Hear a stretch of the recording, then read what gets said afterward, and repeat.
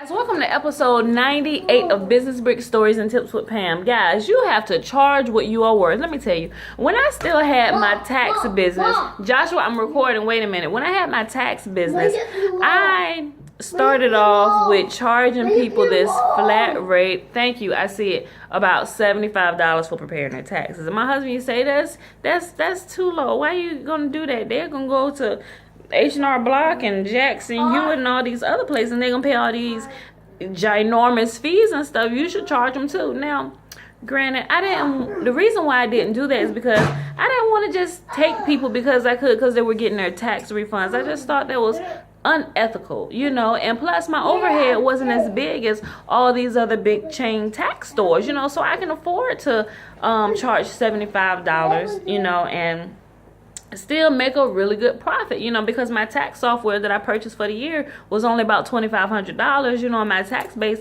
was growing really well from word of mouth, you know. But as the years went on, because I did taxes for a little over a decade, a little over 10 years, you know, but my price couldn't stay the same because of inflation and stuff. So of course I had to increase my price, you know. So I think the last price that I charged, it was about $150, and if you had a business, some other forms, it would be $200. But it was never more than $200, you know. So, but even then, my husband, he would say, you need to increase your price, you know. I mean, I was doing well. I wasn't, like I said, my overhead wasn't as big, you know, even after all that time, you know. But guys, you absolutely have to charge what you're worth. Some people may think, oh, that's too much, you know. Granted, they can go to somebody else, because they can go to somebody else and they're going to pay their price, you know. I have some people tell me when I was doing my taxes, you charge $150, what? But then they would turn around and go to Jackson Hewitt or something and let them take out $400, and I offered the same exact services. They could have got rapid refund because I was set up through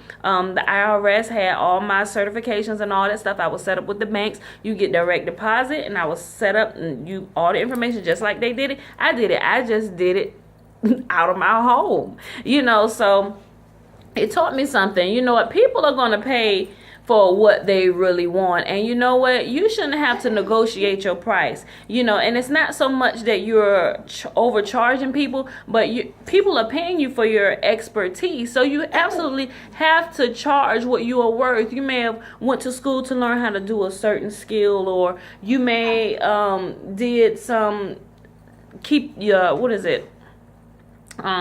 you keep up on your trainings and stuff to be able to offer different services and products. As you know, technology changes, you're able to do certain things, you're able to keep up with the time. So you definitely need to charge your price, and don't be afraid and feel bad about charging people a price. Even if you did coaching services, I have a friend, he has coaching services, and it's $1,000 for a coaching session, you know. Does he feel bad about his price? Absolutely not. People with a poor mindset that doesn't understand about it, it was $1,000, what you pay? Please, I'll go get me a book. Yeah, a book will work too, you know, but it doesn't make up for that one-on-one actual mentor person that's there that can actually help you. Hey, you did that, and he can actually elaborate and explain some things better for you, you know. So guys, charge what you are worth, because you're worth it.